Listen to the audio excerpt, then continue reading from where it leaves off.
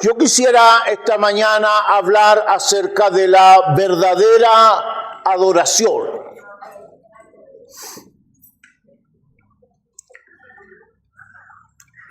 Se han dicho hartas cosas con respecto a la adoración. La verdad es que se ha hablado mucho sobre adorar. Algunos dicen que existe una forma para adorar.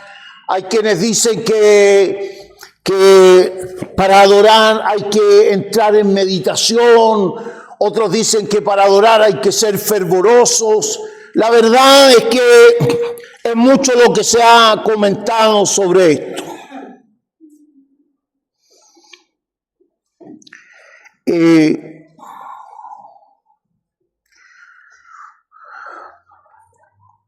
Perdonen que comience con un pequeño pelambre, hermano. Me pasa generalmente. Hay situaciones, hermano, y ciertos lugares donde la adoración la han transformado en bulla, en grito, en mucho boche, en mucho griterío, pero poca esencia, hermano. Y en el fondo, la persona de Jesucristo, que es quien debe ser adorado, finalmente no es adorado, sino que terminamos nosotros haciendo nuestro propio show, nuestro propio espectáculo, y Jesucristo no está en medio de esa adoración. Pero también es cierto que hay grupos en los que la adoración, hermano, es tan tímida, es tan fría. Yo recuerdo hace algunos años atrás fui invitado a una iglesia reformada histórica y fue terrible la experiencia, por hermano, porque sonaba el piano y se ponían de pie los hermanos. Sonaba el piano, los hermanos se sentaban. Oiga, nadie decía nada. Ni un amencito, ni un gloria, nada, hermano. Sonaba el piano y toda la congregación decía: el Espíritu del Señor esté contigo. Oiga, yo quería meterme en algún momento para gritar aleluya, gloria a Dios, y mire, hermano, pasó toda la reunión, no pude en ningún momento, porque entre que sonaba el piano y no sonaba el piano, no supe nunca cuándo meterme con mi gloria a Dios, con mi aleluya. Fue complicado. Entonces uno se pregunta, ¿qué es esto de adorar? ¿En qué consiste? Jesús dijo: la hora viene y ahora es cuando los verdaderos adoradores adorarán al Padre en espíritu y en verdad. Y entonces yo quisiera esta mañana, hermano, compartir justamente la palabra del Señor ahí en el Evangelio de Juan. Puede buscarlo, por favor, el Evangelio según San Juan, capítulo 4.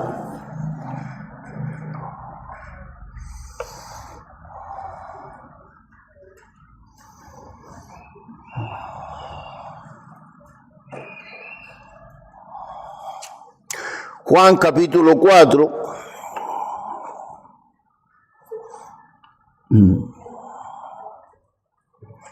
versículo 1 en adelante. Leo en el nombre del Señor. Cuando pues el Señor entendió que los fariseos habían oído decir: Jesús hace y bautiza más discípulos que Juan, hace una explicación el escritor aquí y dice que en realidad Jesús no bautizaba, sino que eran sus discípulos. Salió de Judea y se fue otra vez a Galilea, y le era necesario pasar por Samaria.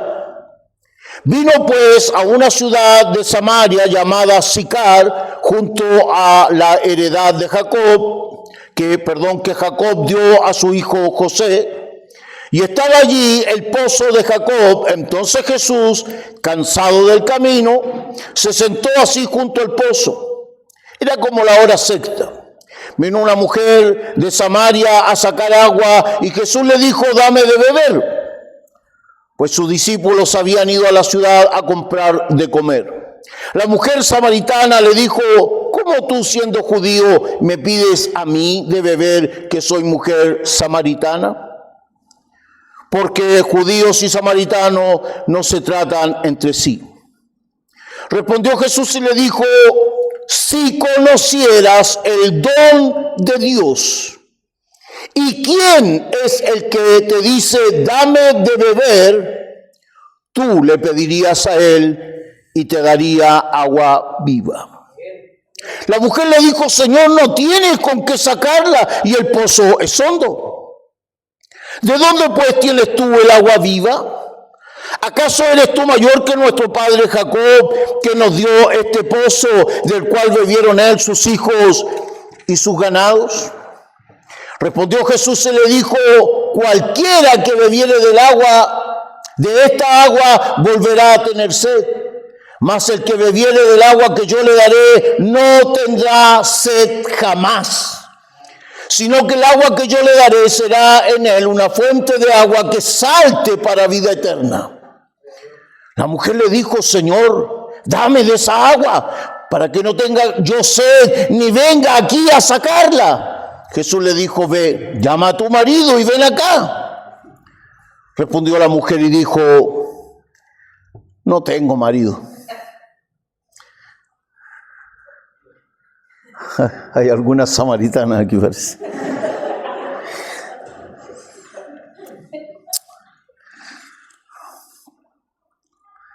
Jesús le dijo, bien has dicho, no tengo marido, porque 5 maridos has tenido. Y el que ahora tienes, el sexto, no es tu marido. Esto has dicho con verdad. Le dijo la mujer, Señor, me parece. Me gusta esta palabra aquí, hermano. Seoreo es en griego. Me da la impresión, presiento, como que capto que tú eres profeta. Nuestros padres, le dice la mujer, adoraron en este monte y vosotros decís que en Jerusalén es el lugar donde se debe adorar. Jesús dijo, mujer, créeme que la hora viene cuando ni en este monte ni en Jerusalén adoraréis al Padre. Vosotros adoráis lo que no sabéis, nosotros adoramos lo que sabemos, porque la salvación viene de los judíos. Mas la hora viene y ahora es cuando los verdaderos adoradores adorarán al Padre en espíritu y en verdad, porque también el Padre tales adoradores busca que le adoren. Dios es espíritu, y los que le adoran en espíritu y en verdad es necesario que adoren. Señor, te alabamos, te glorificamos, Señor, esta mañana. Te entronizamos esta mañana, Señor. Te damos gloria. Te reconocemos en medio de nosotros. Te declaramos, Señor, que tu presencia es real por medio de tu Espíritu Santo en la iglesia. Te bendecimos, Señor.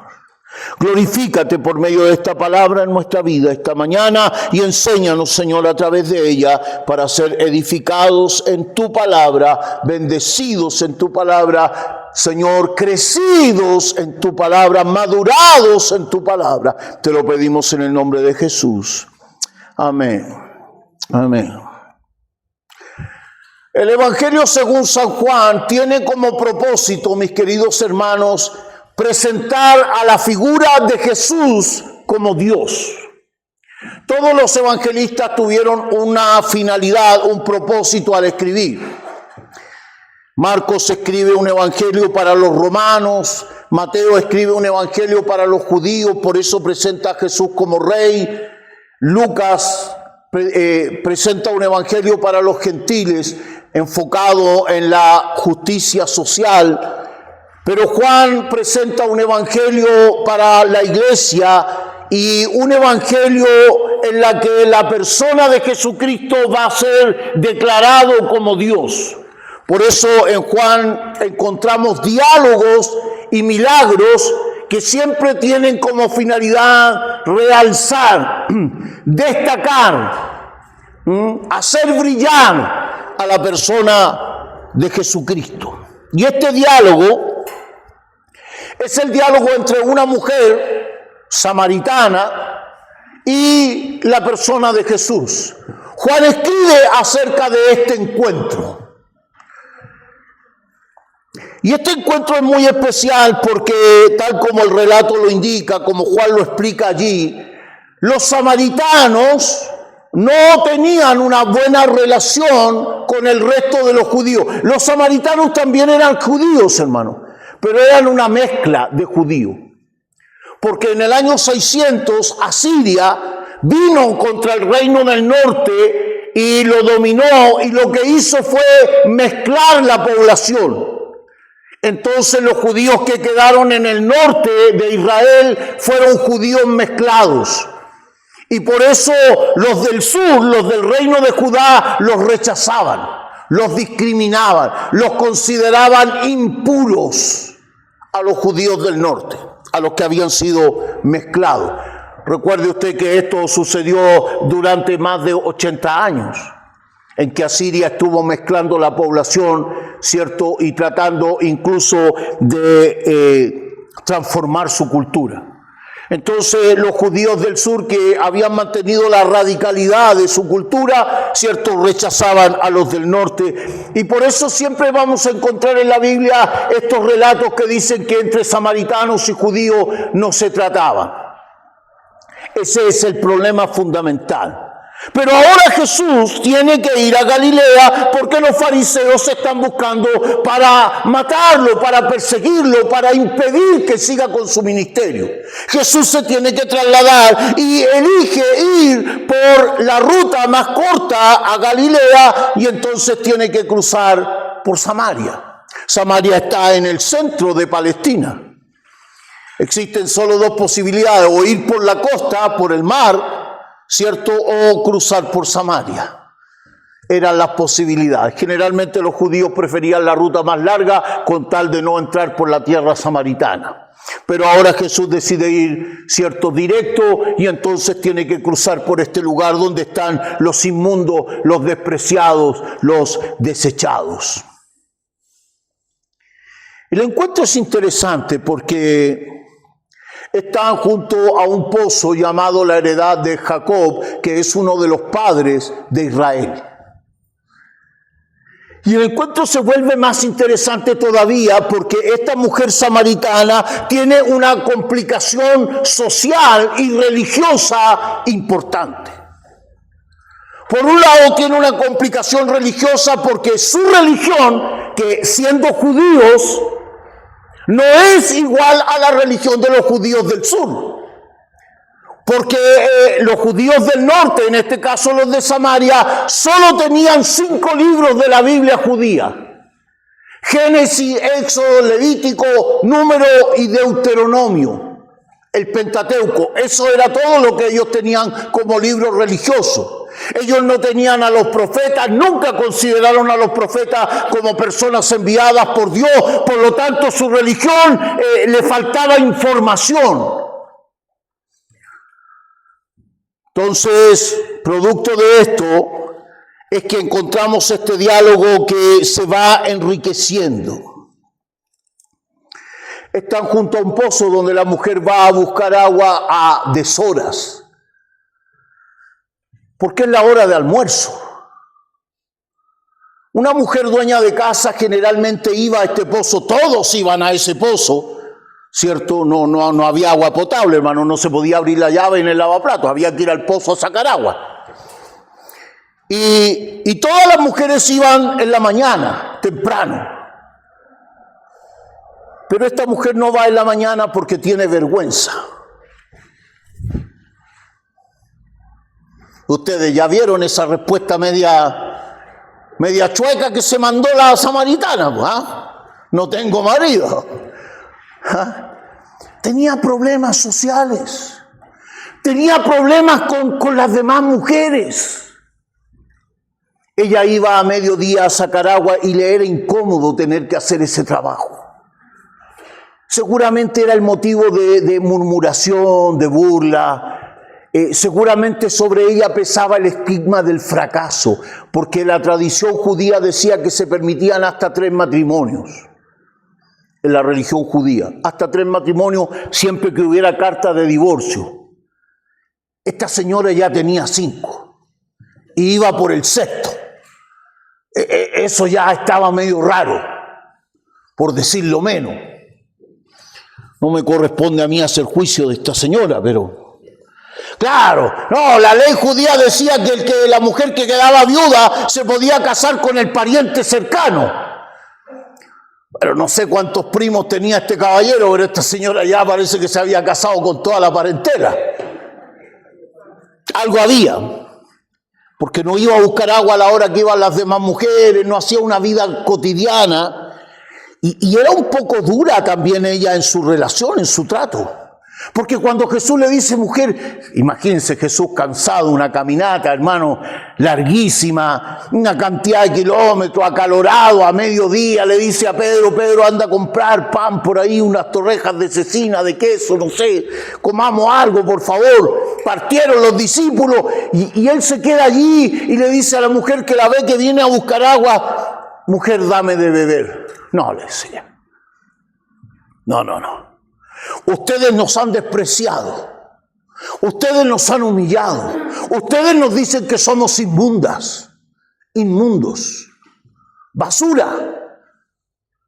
Y tú me pides a mí de beber. Fíjese, la mujer tenía problemas.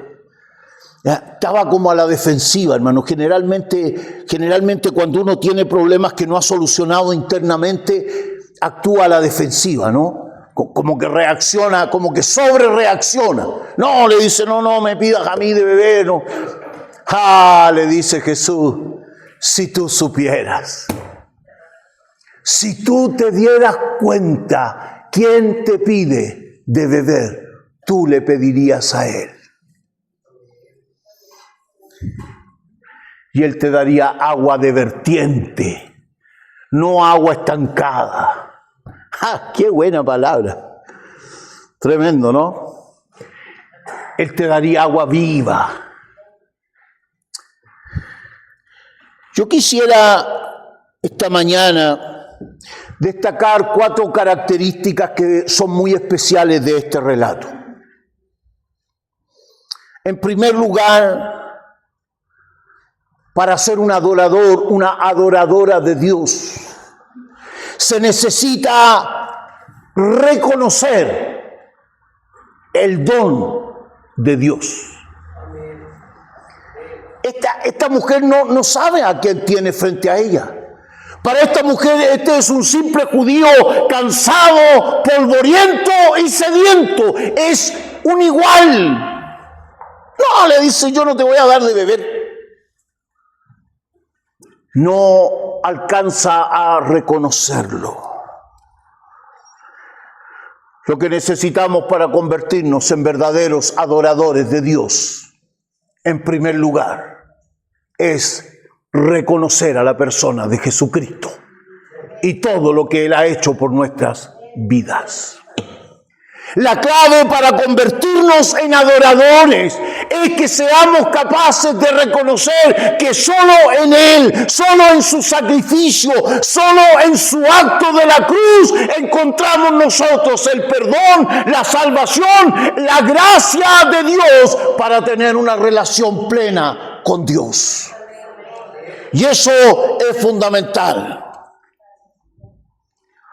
Si tú conocieras el don de Dios, le dijo Jesús, tú le pedirías a Él y Él te daría agua udorcín, agua purificada, agua viva, agua fresca, agua especial. Esa es la idea de la palabra usada por Jesús. Lo segundo que me gustaría destacar esta mañana es que la necesidad de reconocer mi condición indigna. Para convertirnos en un verdadero adorador, para convertirnos en una verdadera adoradora de Dios, necesitamos reconocer nuestra indignidad. Necesitamos confesar nuestras debilidades. Hermano amado en el Señor, para tener esta cercanía en la adoración, para entrar en una adoración genuina, en espíritu y en verdad, necesitamos reconocer nuestras limitaciones humanas. No podemos venir a adorar al Señor, hermano, así como aquí te las traigo, Peter. Aquí vine vos, Señor, yo soy el Sergio España. Aquí me tienes, pues, Señor, Pégate con una piedra en el pecho, Señor, que hoy día domingo vine. No, eso no sirve, hermano. Para acercarnos a Él, como dijo Alfred Swain, un gran teólogo, un doctor en teología que escribe sobre la adoración y el culto, él dijo, para estar en la presencia de Dios necesitamos posternarnos, derretirnos como mantequilla en su presencia. Reconocer nuestras limitaciones. Mujer, le dice Jesús, llama a tu marido. ¿Le han hecho preguntas incómodas alguna vez o no? A mí sí, hermano, porque como tengo un pasado pecaminoso, muchas veces me han hecho preguntas incómodas. Y uno empieza como le digo, bueno, los míos, los de ella. Y empieza uno a tratar de dar explicaciones, hermano. No tengo marido. Pero mire, hermano, la misericordia de Jesús. Para ser verdaderos adoradores tenemos que darnos cuenta de nuestra condición y de la voluntad y la respuesta siempre misericordiosa de Jesús. Mujer, bien has dicho. No le dijo, ¿cómo es posible? ¡Por Dios, María! No. Está bien. Eso es lo que nos va a decir Jesús siempre. Cuando vengamos a su presencia reconociendo nuestra miseria humana. Eso es lo que vamos a encontrar en Jesús cada vez que vengamos a adorarle y reconozcamos nuestras limitaciones. Los adoradores que adoran en espíritu y en verdad no son gente perfecta, no son personas que tienen alas, son seres humanos que confían en el sacrificio de Cristo y que se presentan delante de Él mostrando sus debilidades, su flaqueza, sus pecados, su fracaso, pero nos acercamos apoyados en la persona de Jesucristo. Gloria al Señor, gloria a Dios, aleluya.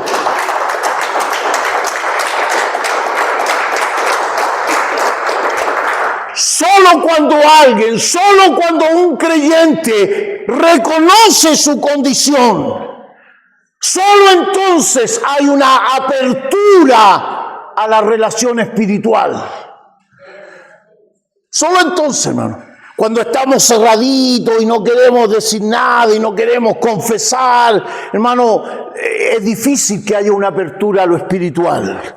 Y eso es lo que quiere Juan mostrarnos en este pasaje. Seoreo. Me parece.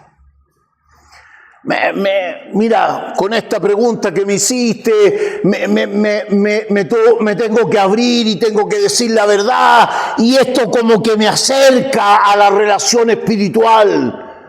Me parece que tú eres profeta. Fíjese cómo la mujer siente, percibe, detecta que este personaje que está frente a él no es un simple judío polvoriento y sediento, cansado. Parece que tiene algo especial. Solo cuando venimos delante de Él con una expectativa de gloria.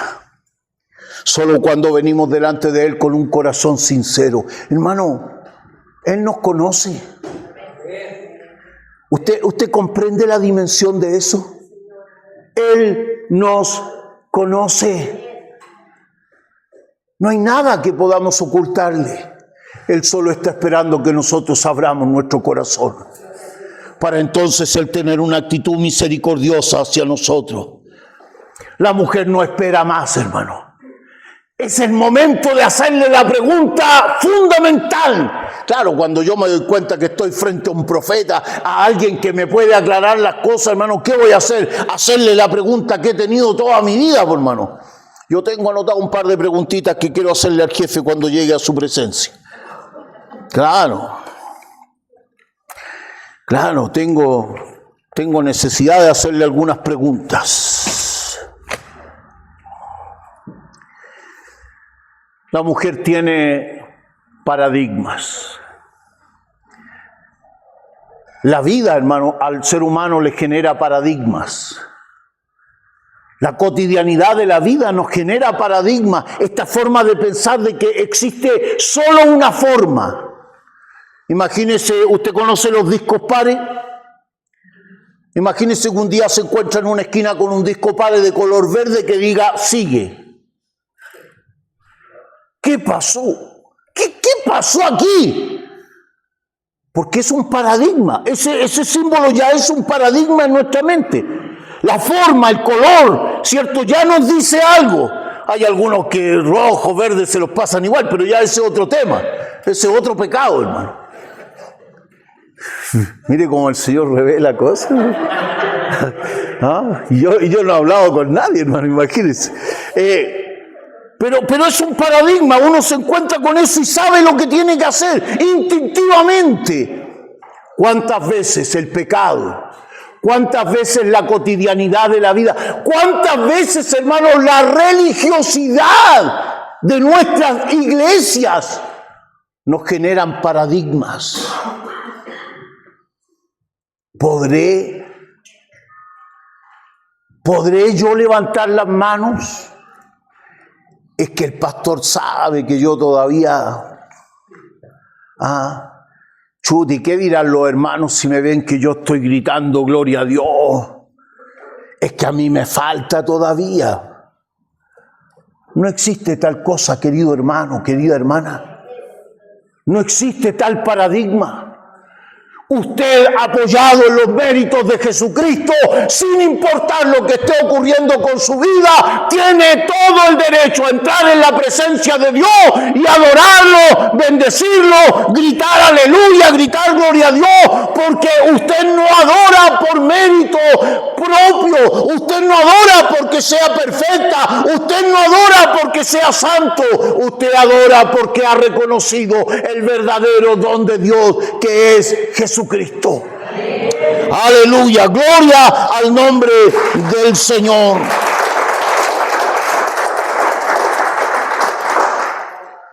El primer paradigma que tiene esta mujer es el paradigma del lugar.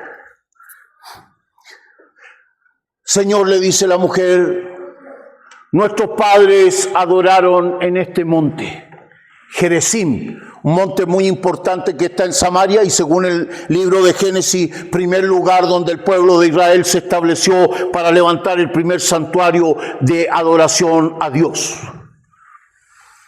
Gerizim. Pero como esta mujer tiene solamente los primeros 5 libros de la Biblia, no sabe que después en Sittim y después en la tierra de Canaán, al cruzar el Jordán, que hubieron muchos santuarios, pero ella conocía solo ese. ¿Cuántas veces, hermano, el paradigma de lo que nosotros conocemos a veces nos ha impedido que entremos en una adoración profunda? Como yo les contaba, hermano, sonaba el piano y yo trataba de entrar con mi adoración, hermano, y no podía porque había un paradigma establecido. Después, hermano, cuando me fui a la casa pensando en esto, me di cuenta de algo. Me di cuenta que yo perfectamente podría haber adorado en esa reunión. Porque no existen paradigmas que puedan impedir la adoración de un cristiano. ¿Qué me importa a mí si suena o no suena el piano, hermano? ¿Qué me importa a mí si hay que pararse o sentarse? Cuando yo estoy en la presencia de mi Dios, lo adoro. Lo adoro. A lo mejor mi adoración no es igual que los demás hermanos. A lo mejor yo no estoy haciendo lo mismo que los demás, pero yo vine para adorarlo a Él, para darle a Él gloria, honra y alabanza. El primer paradigma que tiene esta mujer es el paradigma del lugar. Señor, ustedes dicen que en Jerusalén hay que adorar. Nosotros nos han enseñado que es en Gerizim. también existe el paradigma de la forma. Mire, no hay nada más terrible, hermano. No hay nada más feo que esas reuniones donde el coordinador o el ministro de alabanza tiene que estar pidiéndole a la gente que adore. ¿Ha visto esos cultos donde el hermano está todo el rato, la hermana, hermano, adore, hermano, abra su boca, hermano, levante sus manos? Qué feo, hermano. Un grupo de creyentes maduros sabe que cuando ya llegan las 11 de la mañana es momento de que Cristo sea entronizado. Y entonces yo no necesito que me digan que abra mi boca, yo lo alabo. Yo no necesito que haya música, ni guitarra, ni instrumento, ni que nadie me diga, yo vine aquí para adorarlo a Él. Yo vine aquí para rendirle gloria y alabanza al Señor. Aleluya. Algunos dicen que hay que adorar con un silencio reverente. Hay otros que dicen que hay que adorar con música. Hay otros que dicen que hay que adorar con aplausos, con gritos. Mire, el paradigma es justamente el elemento que nos divide. Cuando comenzamos con que no, es que es de esta forma, no, es que es de esta otra forma, entonces ya eso nos va a dividir. No existen paradigmas. Tiene que ver con la dimensión con la que yo veo a Jesucristo, mi Salvador. Fui ciego más, hoy veo yo. Perdido, y Él me halló. Yo cuando canto esa frase, hermano, y pienso en mi pasado, que no merecía absolutamente nada, y veo a Jesucristo recogiéndome del suelo con una cuchara, hermano, porque así me recogió Jesús, hermano, con una cuchara, porque no había forma de armarme como ser humano. Y su gracia me perdonó, su gracia me devolvió la vida, su gracia me devolvió la dignidad como ser humano. Entonces cuando yo escucho esa frase, no puedo dejar de levantar mis manos, porque reconozco en Él, hermano, su misericordia. Eso es adorar en espíritu y en verdad. Cuando usted viene aquí y piensa en lo que mi Salvador hizo por mí, en lo que mi Salvador sigue haciendo por mí. Cada semana, cada día. Gloria al Señor. La hora viene y ahora es. La necesidad de entender que la nueva hora ha llegado. Hermano amado en el Señor, quiero que entienda que Jesucristo ha inaugurado una nueva era de adoración. Jesucristo ha inaugurado una nueva forma de adoración. Y es una forma que no tiene límites. Él ha inaugurado una era de adoración, hermano, en la que no hay limitaciones, en la que no hay exigencias. Justamente el culto hebreo, hermano, era un culto visual acústico. El culto hebreo no era un culto espiritual, hermano. El culto de los judíos no era un culto espiritual, era un culto visual acústico. Consistía en un montón de elementos donde se degollaba un animal, se derramaba sangre, todo eso era visual. Donde se llevaban ofrendas, donde la gente pasaba con sus pajarillos para ser sacrificados, llevaba su saco de harina especial, eso era el culto. Y era visual, pero también acústico, porque Dios se mostraba con truenos, con sonidos que asustaban incluso al pueblo, y luego los sacerdotes cantaban, y eso demostraba de que Dios había perdonado, pero nadie sentía nada, hermano. Solo se veía y se escuchaba, pero el pueblo no sentía el perdón. El pueblo sabía que había sido perdonado porque los levitas, los cantantes, afuera del templo, ¿cierto? Una vez que el sumo sacerdote salía y decía que la presencia de Jehová había venido, entonces ellos cantaban y alababan porque Dios había perdonado al pueblo, pero el pueblo jamás sintió. Jesucristo ha venido a inaugurar una nueva era de adoración, donde usted mientras más adore, más puede sentir de su presencia. Mientras usted más cosas le dice a Él, Mientras usted más expresiones salen de su boca para Él, más actitudes hay para Él de alabanza, entonces Él más va a ministrar de su gracia a su vida. Y entonces se va a convertir en una relación espiritual. Amado hermano en el Señor, yo quisiera esta mañana que usted pudiera comprender. Es el Espíritu Santo de Dios que va fluyendo dentro de nosotros en la medida que nosotros dejamos que Él se libere. El Espíritu de Dios, hermano, no está afuera, está dentro de cada uno de nosotros. Mire, hay congregaciones que dicen, no, es que no sentimos al Espíritu, es que este domingo no estuvo el Espíritu. Hermano, el Espíritu está dentro de nosotros. Pero cuando usted comienza a decir cosas para Él, cuando usted comienza a decirle, Señor, eres mi Padre, eres mi Dios, eres mi amigo, eres santo, eres mi ayuda, eres mi refugio, yo te alabo esta mañana. Cuando usted comienza a declarar cosas de Él, entonces esa presencia de Dios que está en usted va a comenzar a tomar tanta fuerza que de pronto la adoración se va a convertir en un estallido espiritual, donde su gloria va a comenzar a moverse en medio de su pueblo. Porque su presencia está, hermano, no hay que pedirla, no hay que llamarla, Él ya está con nosotros. Dejémoslo fluir. No se limite, hermano. Es que tengo defectos. Pastores que todavía digo malas palabras. Pastores que todavía tengo problemas con el cigarrillo. Es que todavía... No se preocupe. Porque mientras más deje que el Espíritu fluya, cada vez que usted lo adora, su vida va a ir siendo transformada a la misma imagen de aquel que lo creó. Aleluya. Con la cara descubierta mirando al Señor, dijo Pablo, como en un espejo, la gloria de su amor. Me gusta ese pasaje, hermano. Porque lo que está diciendo Pablo es que cuando nosotros miramos al espejo no vemos nuestro rostro, sino que vemos la gloria de Jesús que comienza a reflejarse en nosotros. Aleluya. ¿Quiere ver la gloria de Dios reflejándose en su vida? No se limite. Adórelo. Adórelo. Cada vez que pueda, adórelo. Cada vez que pueda, bendiga su nombre. Cada vez que pueda, diga cosas para Él. Y verá cómo la gloria de Dios va a ir revelándose en su vida. Y usted se va a convertir en un creyente victorioso. Adorar en espíritu y en verdad. Quisiera terminar mi sermón diciéndole que aquí cuando Juan dice en espíritu no se refiere al Espíritu Santo. Se refiere a nuestro espíritu.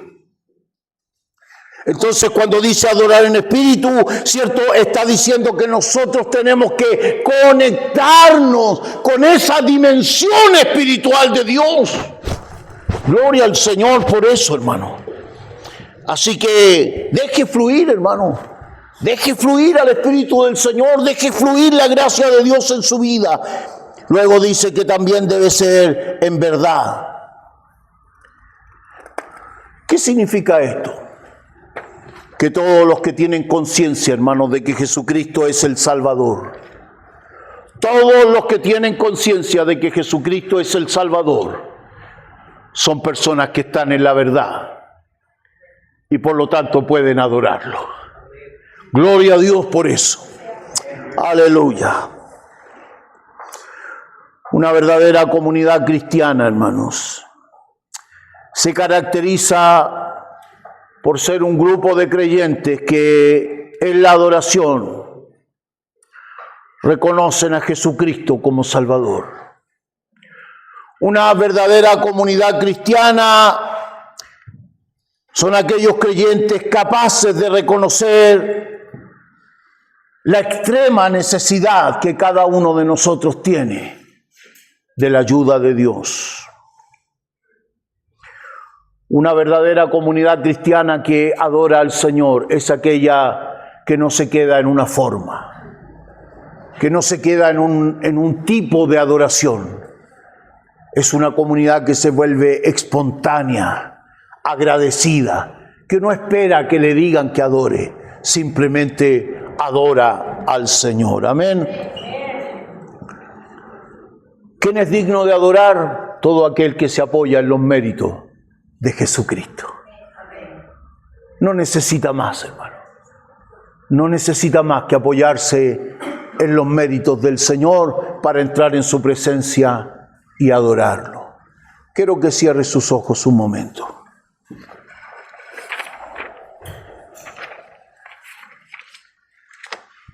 Quiero que oremos al Señor. Bendito Padre Celestial, he compartido tu palabra a la iglesia.